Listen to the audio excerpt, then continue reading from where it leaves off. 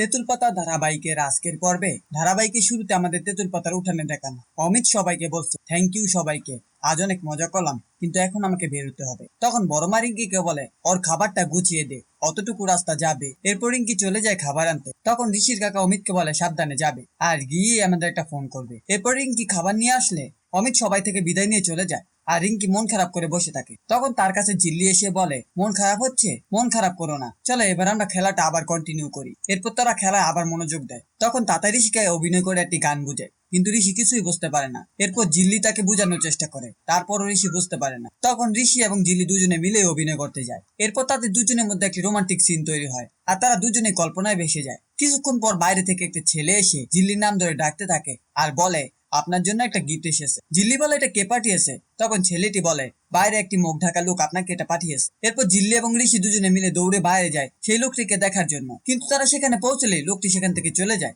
এরপর জিল্লি অনেক চিন্তা করতে থাকে। ঋষি বলে চিন্তা করো না, কিছু হবে না। জিল্লি বলে মিস্টার সিংহ রায়, নতুন কোনো বিপদ আসছে না তো? এটা তো খেয়ালই না, তাহলে কি অন্য কোনো বিপদ? এরপর সিনগুড়ি আমাদের আবার তেঁতুল পাতার উঠানে দেখানো হয়। সেখানে ঋষি ফুলের বোকেটাকে ভালো করে চেক করে দেখে ওখানে কোনো রকমের কোনো বিষ মিশানো আছে কিনা। জিল্লি বলে চেক করে কিছু বুঝতে পারলেন? ঋষি বলে না, মনে হচ্ছে নর্মাল বোকে। কিন্তু তোমাকে হঠাৎ কে বোকে দিতে আসবে নাম ছাড়া? জিল্লি বলে আমি তো সেটাই ভাবছি, কে এমন আছে এমনটা করতে পারে? আড়াল থেকে যুদ্ধ করতে চাইছে। জিল্লি বলে একবার ফোন করে দেখবো খেয়ালি ওখান থেকে পালালো কিনা। তাতাই বলে এটা তো কোনোভাবে সম্ভব না। ঋষি বলে সবকিছুই সম্ভব, ওর যা সোর্স।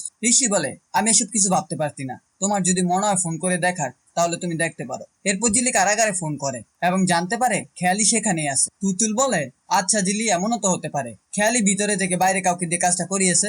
ঋষি বলে তুমি ঠিক বলছো, এটা হলেও হতে পারে। ঋষি বলে তাহলে এটা অমিতকে জানিয়ে দেওয়া উচিত। জিল্লি বলে ঠিক বলেছেন। এরপর জিল্লি রিস্কিকে বলে অমিতকে ফোন করতে।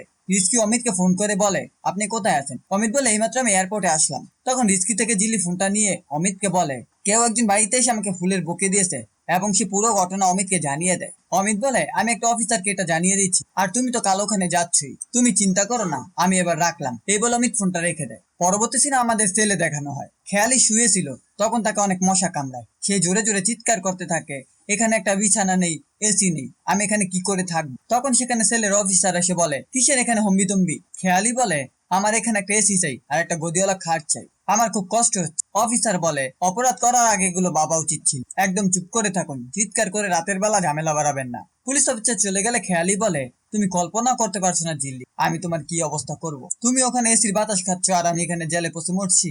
তখন মনিকা বলে বেবিজি ইতনা সোর মাত করো। খেয়ালি বলে মনিকা তুমি এখানে? মনিকা বলে আসতে, এখানে কেউ জানে না আমি তোমাকে চিনি আর এটাও জানে না ভাইয়াজির হয়ে আমি সব কাজ করি। খেয়ালি বলে তুমি এখানে? মনিকা বলে আমি তোমাকে সকাল থেকেই দেখছি কিন্তু এত পাহারা থাকায় আমি তোমার কাছে ঘেসতে পারিনি, এখন সবাই ঘুমিয়ে গেছে তাই এখন এসেছি, আমি তোমাকে এখান থেকে বের করে নিয়ে যাব। এরপর তারা দুজন মিলে আবার প্ল্যান করতে থাকে। মনিকা খেয়ালিকে তার পুরো প্ল্যানটা বুঝিয়ে দেয় আর খেয়ালি বলে তুমি যদি এখান থেকে আমাকে বের করতে পারো তাহলে তুমি যা চাইবে আমি তোমাকে তাই দেবো। শেষ দিন আমরা দেখতে পাই মনিকা আর খেয়ালি যখন কথা বলছিল তখন বাইরে থেকে একটা অফিসার সবকিছু শুনে ফেলে। অফিসার বলে প্ল্যান করা হচ্ছে, সুড়ঙ্গ খোঁড়া হচ্ছে, এখনই বড় স্যারকে গিয়ে বলে দেবো। খেয়ালি বলে দাঁড়ান, আপনার বেতন কত?